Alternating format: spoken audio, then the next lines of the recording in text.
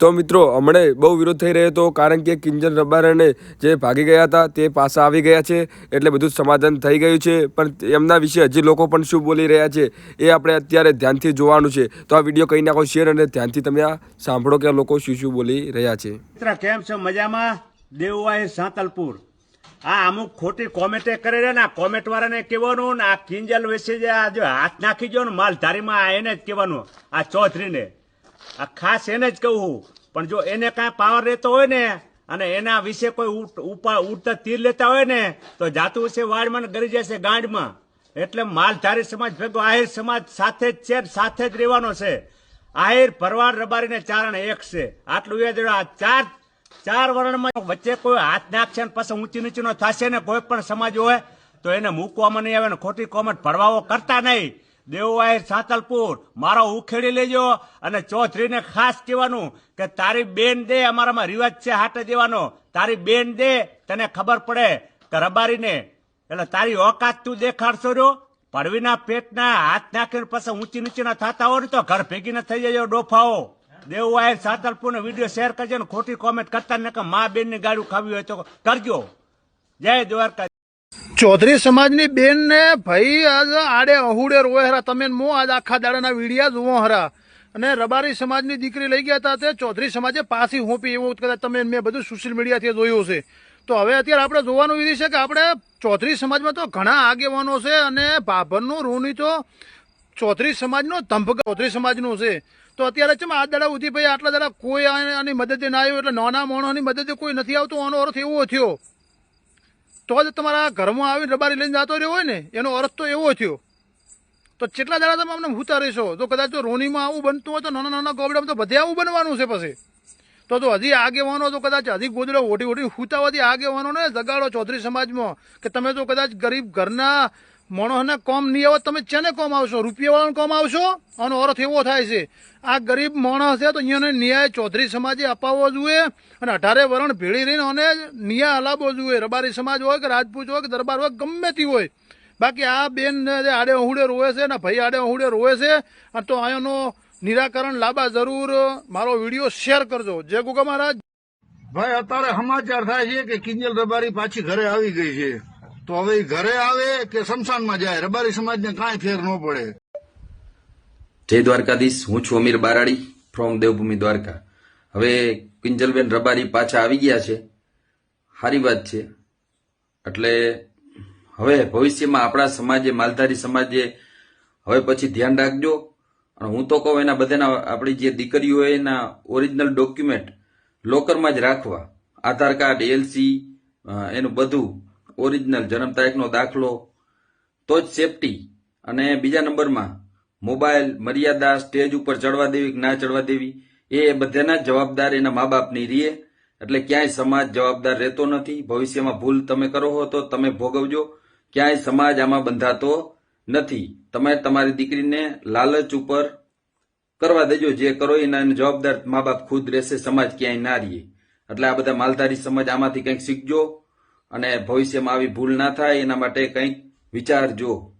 જય દ્વારકાધીશ.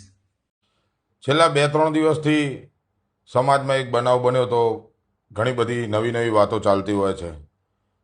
પણ મારે જે દીકરીઓ આવો બનાવ બનાવે છે, જે દીકરીઓ ઘરેથી ભાગીને લગ્ન કરે છે, એમને એક વસ્તુ કહેવી છે કે બેન, તમે જ્યારે તમારા ઘરેથી ભાગવાના માટેનો પ્રયાસ કરતા હો છો ને તમે જ્યારે થેલો ભરતા હો છો ને ત્યારે તમે તમારી પોતાની માન મર્યાદા, તમારા માવતરની આબરૂ, તમારા ભાઈનો, તમારા કુટુંબનો જે એનો પોતાનો મોહાબો હોય છે એ ભરતા હોવો છો.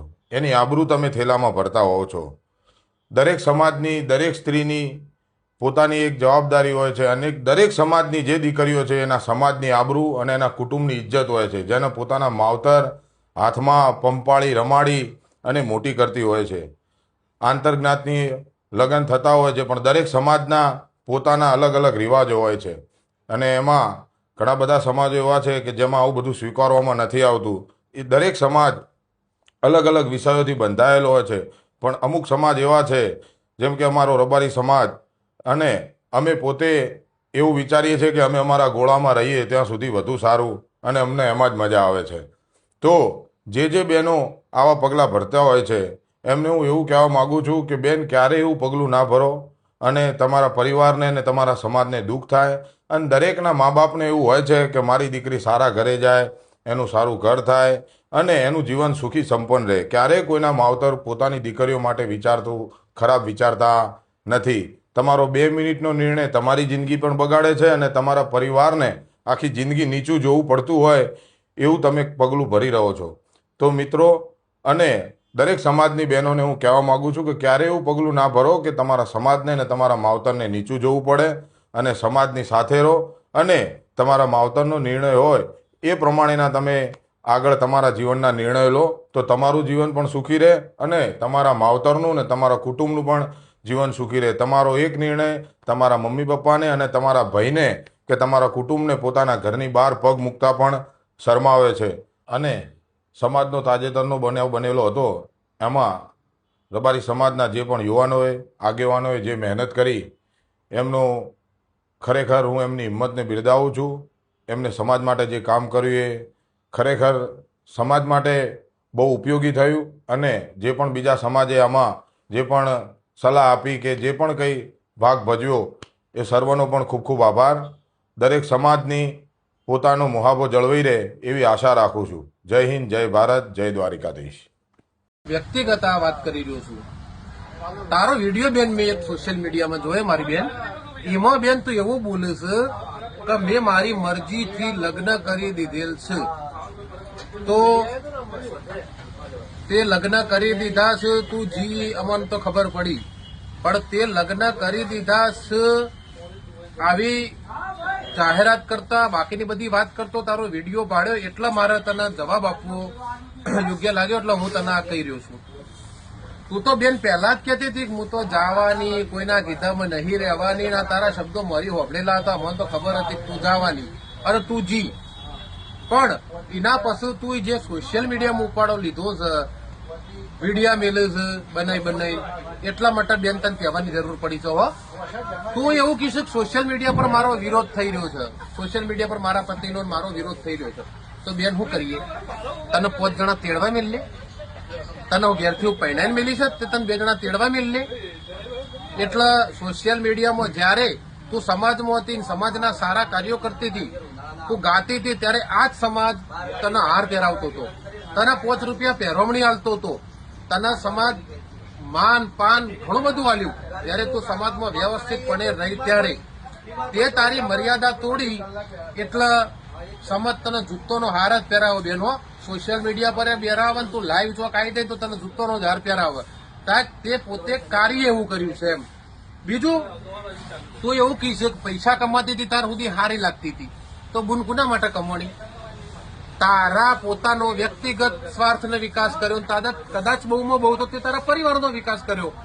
એ કોઈ સમાજ માટે કોઈ જગ્યાએ કે ભાઈ કિંજલબેને આ પૈસા કમાવાના નિમિત્તે કિંજલબેને સમાજ માટે આ કર્યું તો બતાય મારી બુન.